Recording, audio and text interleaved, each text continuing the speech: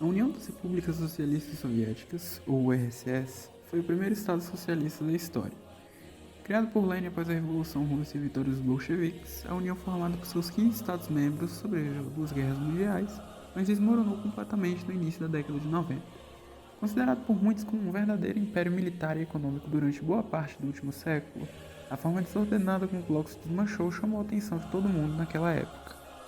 O colapso da URSS é um dos assuntos mais envoltos a mitos e achismos populares de atualmente, que afasta as pessoas do conhecimento da regularidade de eventos desastrosos que precederam esse evento, com muitos tentando se convencer de que se tratou de um acidente infeliz ou resultado da atividade maliciosa de forças das trevas. Hoje, usando o método de análise dialética proposto por Morgan, vamos revisitar a União Soviética, voltar no tempo e identificar de forma séria e analítica o horizonte de eventos que levaram ao desmoronamento do bloco soviético e toda a sua esfera geopolítica, além de proporcionar uma capacidade de análise do impacto de decisões nas cadeias de liderança, assim como resistência a mudanças, o que também é apresentado no capítulo que estudamos. O dever de cada um aqui é aproveitar essa breve viagem e capturar o máximo de informações possíveis. Preparados?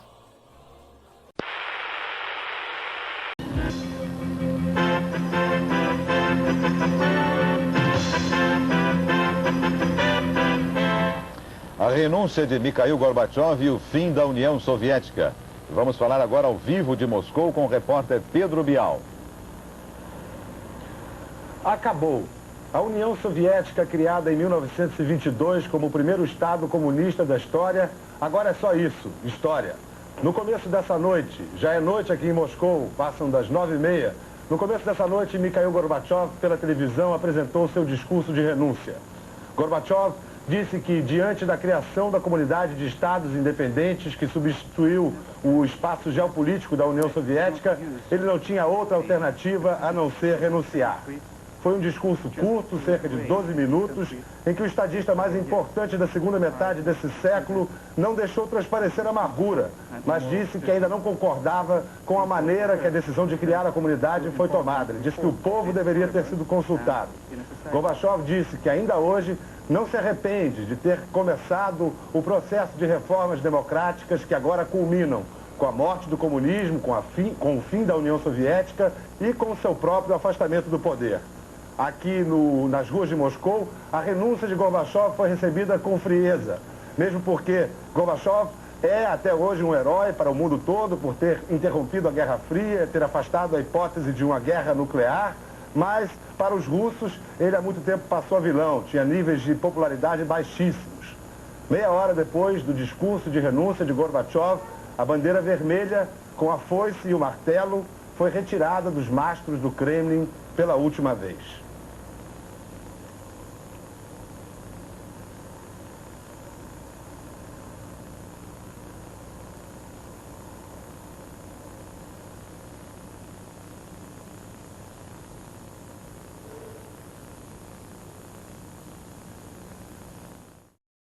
Para entendermos todo o processo do início, precisamos voltar um pouco no tempo e começar a traçar a linha de eventos.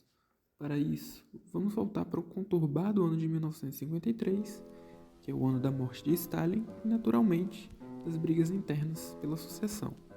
Georgy Malenkov, sucessor natural de Stalin, chega a assumir o comando da União Soviética com apoio de outro antigo aliado e amigo, o chefe da KGB, Lavrent Beria.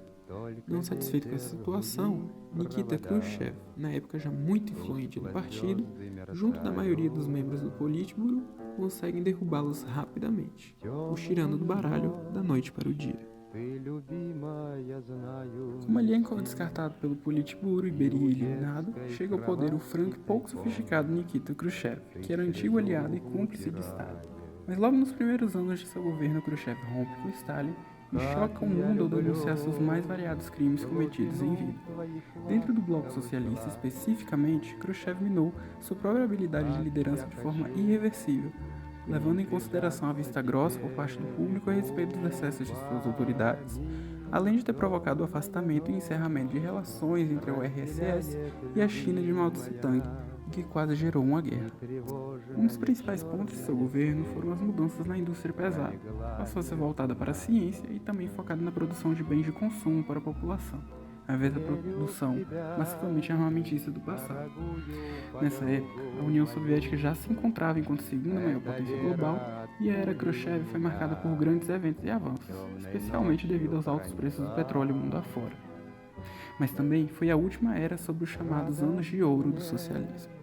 Embora Nikita Khrushchev reconhecesse a necessidade da desescalada das hostilidades com Washington, Moscou continuou realizando gastos constantes e pesados na produção e manutenção de equipamento militar, armamento nuclear de ponta e ampliação do contingente numérico das tropas do Exército Vermelho, entrando no ápice da Guerra Fria.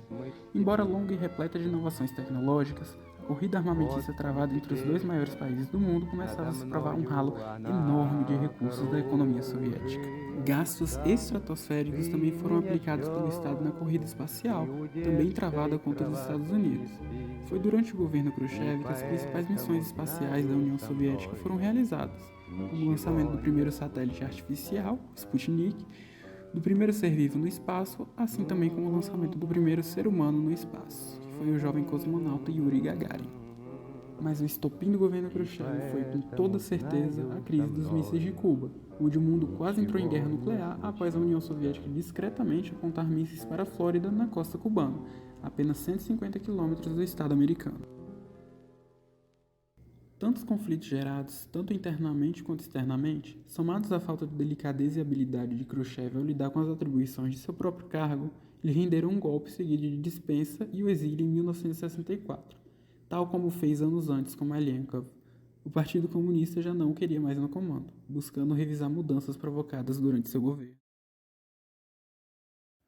Khrushchev foi derrubado, ou forçado a renunciar, por um triunvirato composto por Leonid Ilyich, que assumiu o controle geral do Partido Comunista, Nikolai Podgorny, que assumiu a chefia do Politburo, e Alexei Kosygin, que era muito popular e assumiu a liderança do governo.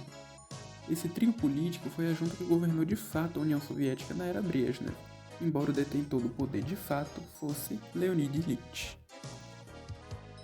Movido por razões pessoais, após afastar Kosygin das relações internacionais e o colocar para resolver questões internas, grandes habilidades diplomáticas, um notório senso de humor e um governo centrado em muita cautela fizeram Leonid Ilyich chegar a bons acordos visando a paz mundial e o convívio harmônico com os Estados Unidos, principalmente nas épocas Nixon e Carter. Mas a forte dependência da economia soviética dos altos preços do petróleo no mundo começou a trazer uma série de limitações ao país. Com a redução do preço do barril do petróleo em meados dos anos 70, a falta de expertise em setores industriais modernos e indústrias intensivas e o aumento dos preços fizeram com que a União Soviética entrasse em estagnação, e com isso, a taxa de renda nacional começou a declinar de forma grave. Tal medida teve impactos fortes sobretudo na agricultura, que passou a ser cada vez mais subsidiada pelo Estado. Entre os anos 70 e 80, cerca de 40 milhões de toneladas de alimento foram importadas anualmente, o que mesmo assim se mostrou insuficiente para a população, dando início à escassez de recursos, que perduraria pelos próximos anos. Leonid Ilyich, ou apenas Brezhnev, reconhecia a necessidade de grandes reformas, e isso foi feito em parte por Kosygin e por ele mesmo, ao implementar aspectos contábeis na economia planificada soviética. Mas rápidas revoltas no leste europeu, como a Primavera de Praga, reprimida pelo Exército Vermelho, e a queda de popularidade do regime, fez com que Leonid Ilyich ficasse paranoico e oposto a qualquer ideia de mudança, continuando com recorrentes perseguições e prisões de dissidentes. A sua decisão de ocupar o Afeganistão em 1979 e da sustentação ao governo pró-Kremlin socialista naquela região provou ser outra decisão militar errônea. Aliados de Leonid Ilyich calcularam mal os impactos da guerra, e até mesmo sua duração, que foi prevista em meses, mas ainda duraria até 1989, com altas perdas de vidas, fracasso e retirada das tropas soviéticas pelos mujahidins financiados pela Casa Branca. Os custos em dinheiro dessa guerra estimam-se em aproximadamente 15 bilhões de rublos na época, em sua maioria gastos militares. Além disso tudo, Moscou ainda tinha de financiar os países de sua zona de influência, com constantes envios de verbas, armamentos e empréstimos todos os anos. Bancar um império tão grande provou ter altos custos, mas que não pareciam dar sinal de diminuição nem a curto nem a longo prazo. Na tentativa de mostrar sua força e cara ao resto do mundo, a URSS cediu os Jogos Olímpicos de 1980 em Moscou. Durante os Jogos, grandes propagandas e cerimônias tentavam mostrar aos turistas e espectadores do globo inteiro a imagem de um Estado moderno e bem-sucedido, mas a realidade já se mostrava um tanto diferente. Após várias aposentadorias negadas pelo partido, Leonid Ilyich morre ainda no cargo, em 1982, já muito velho e enfraquecido. Agora, o foco volta a ser o partido, que tem pouco tempo para tentar recuperar uma economia anêmica e excessivamente burocrática, e acalmar os ânimos em meio a crescente insatisfação popular e infindáveis suspeitas de corrupção praticadas por dirigentes regionais do próprio partido. Nesse momento, Yuri Andropov, chefe da KGB, é escolhido para suceder Leonid Ilyich. Mas uma série de coincidências bizarras que ninguém esperava ajudou a barrar e atrasar por mais uma vez diversas reformas necessárias que deveriam ser adotadas pelo governo.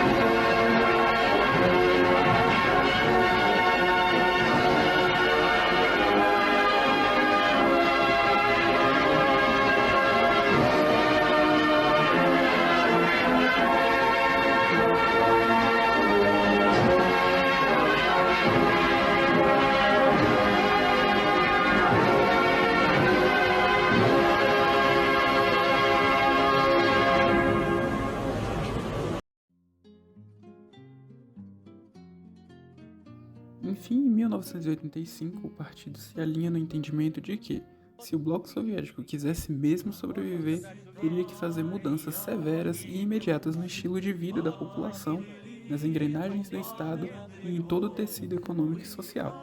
É nesse cenário que emerge como líder o jovem Mikhail Gorbachev, que propõe as famosas glasnost e perestroika. Mas nesta altura do campeonato, e dado o sucateamento do aparato estatal, os planos não surtem o efeito esperado. A liderança de Gorbachev trouxe inovações, acordos internacionais e uma imagem muito receptiva da União Soviética ao mundo ocidental, com vários acordos exitosos visando eliminar ainda mais o contingente de armas nucleares na Europa e no mundo, e o recebimento de empréstimos internacionais para manter o estilo de vida da população, em troca de reformas políticas necessárias para dar mais liberdade à população e demonstrar sua extrema insatisfação com o regime que minguava lentamente. Gastos inúteis do tesouro do povo no passado com a indústria militar cobraram seu devido preço.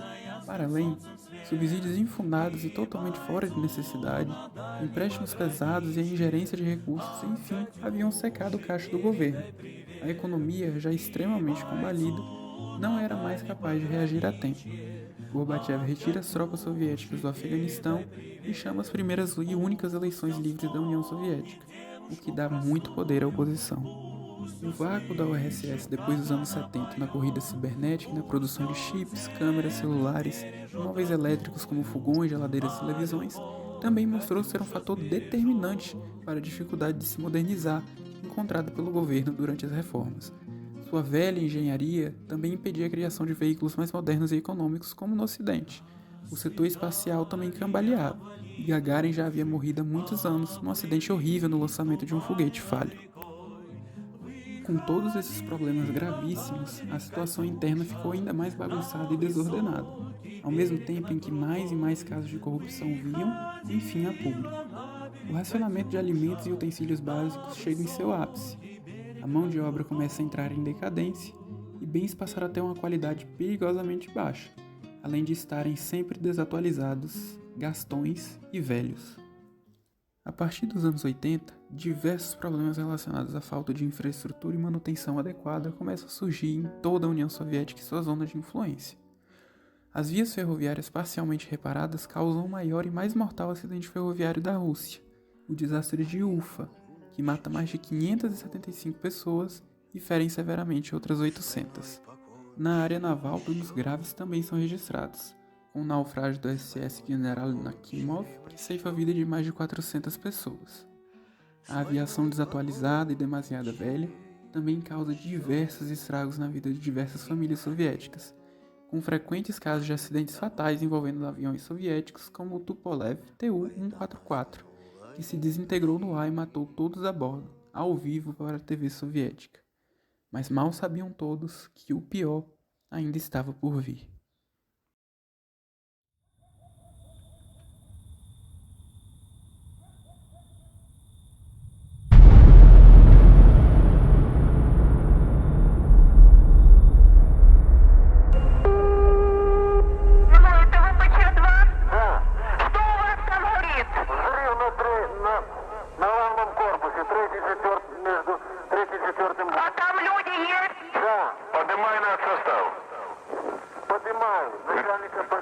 Так всех, весь офицерский состав, офицерский корпус поднимай. Леонид Алексеевич. Да. Алло, Припять, 3 и 4 блок горит крыша в результате аварии взрыва. Ой, давай. Так уже подтвердили? Не подтвердили, авария там произошла у них. Это диспетчер Припяти сказала. Пожарная охрана. Алло, Иванков? Да. Значит, вы выезжаете в Припять? Алло? Да, я слышу. На атомную станцию выезжаете. Там 3 и 4 блок горит крыша. Алло, Полесская? Да. Вы, значит, выезжаете на атомную станцию, там горит крыша 3 и 4 блока. Все вы знаете, недавно нас постигла беда. Авария на Чернобыльской атомной электростанции. Она больно затронула советских людей. Com certa abertura política e a desnuclearização progressiva no leste europeu já acontecendo, a pressão internacional constante por parte principalmente do ZEUA e da OTAN também ajudaram a fragilizar ainda mais a já difícil situação do bloco soviético. A população já não queria mais a continuação do regime e começou por si mesma a se paralisar e forçar mudanças nos países soviéticos, ou sob sua zona de influência, no final da década de 80. Aos poucos, os efeitos práticos começam a ser o de abandono do modelo socialista, a começar pela reunificação da Alemanha e a queda do Muro de Berlim em 89. Os impactos de Chernobyl foram sentidos dentro e fora da União Soviética, levantando antigas questões problemáticas do regime, como sua falta de transparência, falta de manutenção pública, alta corrupção e falta gradual de mão de obra qualificada. Se por um lado a glasnost e a perestroika ousaram mudar diversos aspectos do regime, também evidenciaram um Estado severamente dividido e endividado e sacudido pela escassez de produtos e alimentos, repleto de vícios horríveis que lhe custaram tal crise. A situação interna no Partido Comunista também estava longe de ser harmônica. Na verdade, ele já havia se separado em facções que pensavam em diferentes respostas para tentar manter o regime de pé.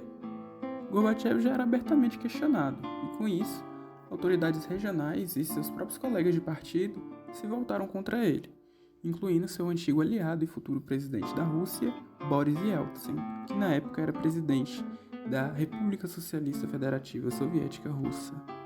Protestos populares pacíficos e massivos tomam conta de toda a região geopolítica soviética. Era a primeira vez que manifestações numerosas contra o regime de Moscou dentro de seu próprio território eram permitidas. A população, motivada pelas péssimas condições de vida, cansada de décadas de tirania e abraçando causas regionais, vão às ruas contra o Partido Comunista e pedindo a independência das repúblicas das quais faziam parte. Pouco a pouco, após a saída da Alemanha Oriental, estados sob a zona de influência soviética começam a se desmembrar, até que isso chega às próprias repúblicas, que começam a declarar sua independência. Com índices de aprovação horríveis e no comando de um estado enorme, porém devastado e inerte, Gorbachev é sequestrado em 1991 pela linha conservadora do partido, que queria sua cabeça por suas reformas. Os conservadores tentam um golpe de estado para restaurar o regime, mas não obtém sucesso devido à reação de parte do exército, partidários democráticos e da própria população, que já estava cansada e muito enfurecida e não teve medo de enfrentar as forças armadas e continuarem nas ruas. O golpe fracassa, Gorbachev é libertado e a União Soviética já praticamente não existe mais quando ele retorna. Alguns dias depois, a Rússia declara sua independência e então, na noite de Natal de 1991, Gorbachev renuncia, pondo fim a quase 70 anos de regime. Assume no seu lugar Boris Yeltsin como presidente da Rússia. Bom, pessoal, esse foi o fim da nossa viagem pela União Soviética. Espero que todos tenham gostado e aprendido mais sobre os eventos citados. Lembrando que esse vídeo não tem compromisso com nenhum alinhamento político, e sim com a apresentação de fatos e o livre exercício da opinião, que é um direito de todos nós. Esse grupo é dos alunos Cauã, eu, Dani, Gabriel, Rebeca e Cássio, e esperamos muito que todos tenham gostado. Esperamos vê-los em breve em outro trabalho. Um grande abraço e até o próximo vídeo.